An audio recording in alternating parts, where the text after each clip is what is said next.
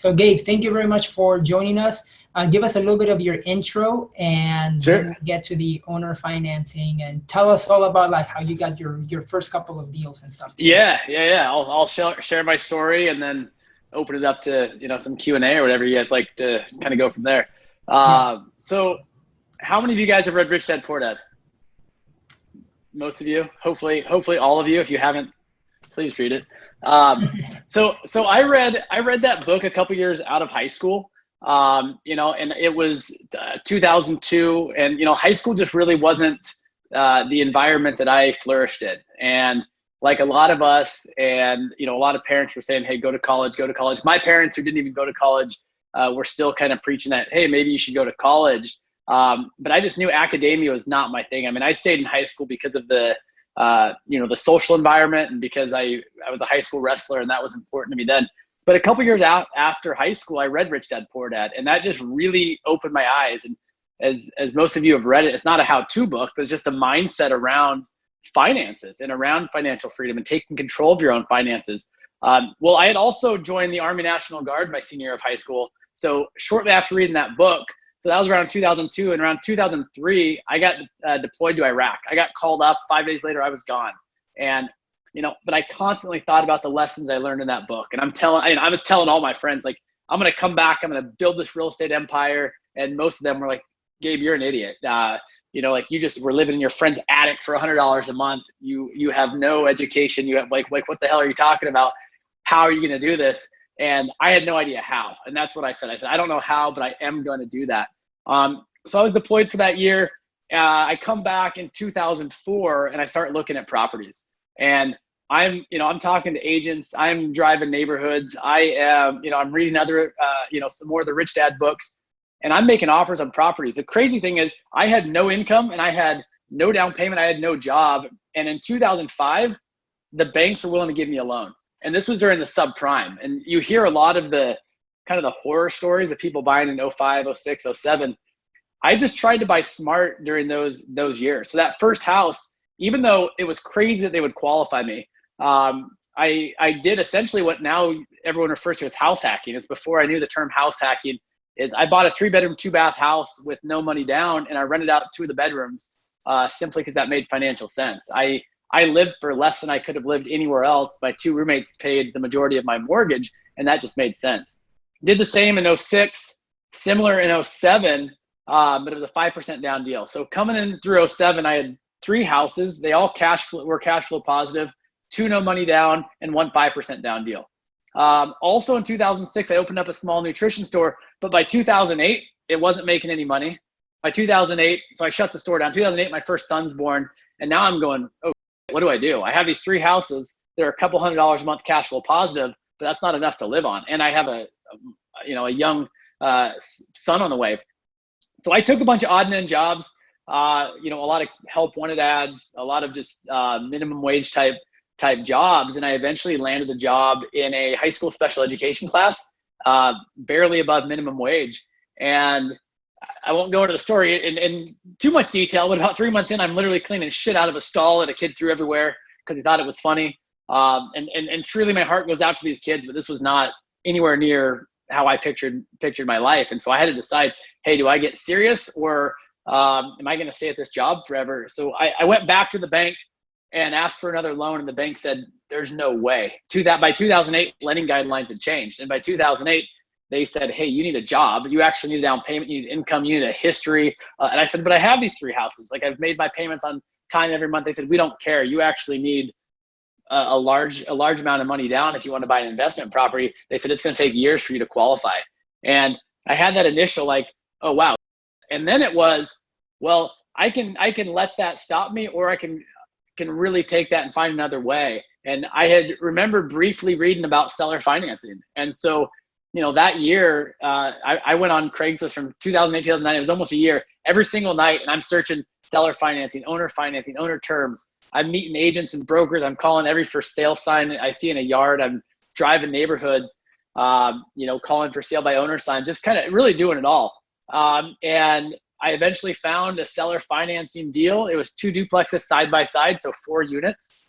And this is the property that I mentioned earlier and how I was able to quit my job and be financial free pretty quick. So those 4 units, the way I structured the deal with seller financing, they cash flowed almost to the dollar that I was making at that job.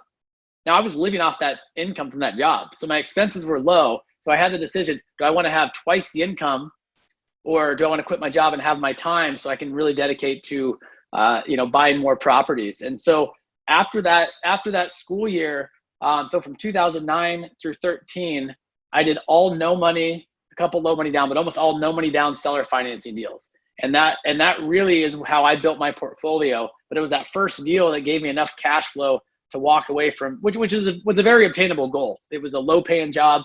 The goal was to replace that income and I'd have my time. And then I just spent the rest of my time building relationships, looking for deals, and ultimately just kept buying all the way till 2013.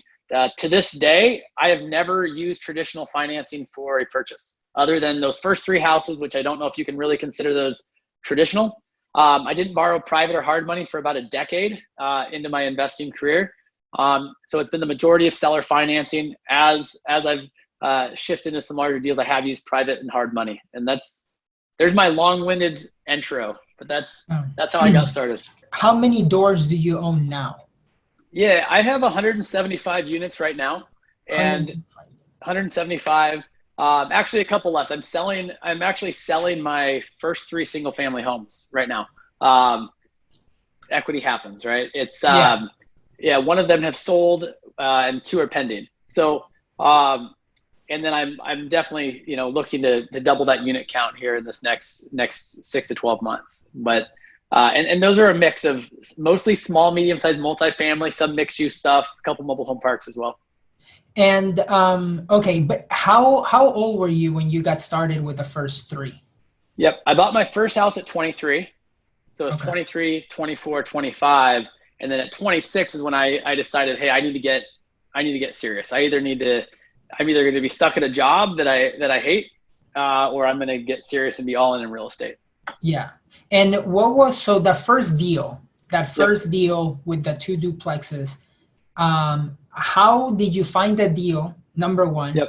And how did you structure it with the seller? What was your conversation with them?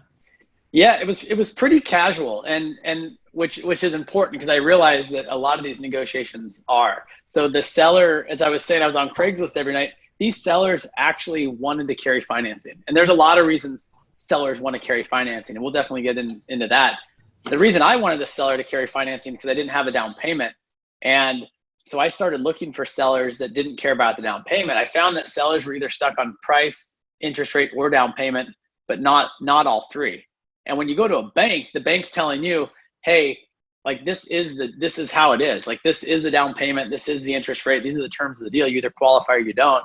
It's more or less a take it or leave it, until you get to a certain level with the banks.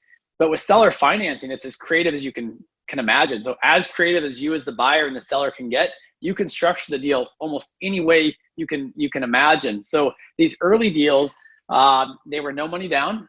The interest rate was typically a little above market rate, and they were all interest only payments, which I actually liked, because that created more cash flow. Now, there were balloon payments, 5 years down the road, some of them even shorter. But at the time, I've been asked, like, how much reserves did you have starting off? I didn't have any reserves. And some would say that was risky, but it was a lot riskier for me not doing the deal, right? Like, I didn't have a plan B, and the worst case scenario, I was no money out of pocket. Worst case scenario, wasn't that bad. The worst case scenario, I'm giving the property back, which has never happened. But as I started buying this way, I originally thought that, all these terms were typical, because originally they were similar type of interest rate, similar type of balloon. And then I met this couple, they were in their late 70s, and they wanted to carry fully amortized for 30 years. And I thought, hey, I'm not going to put a date on how long they live, but the reality is they're probably not going to live to be, 110, 120, whatever it might be. But as I talked to them, I realized what they were really creating was they wanted not only income stream for the rest of their life, they wanted to create an income stream for their adult children's life after they passed. And so I quickly realized I don't know what sellers want. Even though I initially thought I did, I don't know until I ask. So I approach every deal very individually.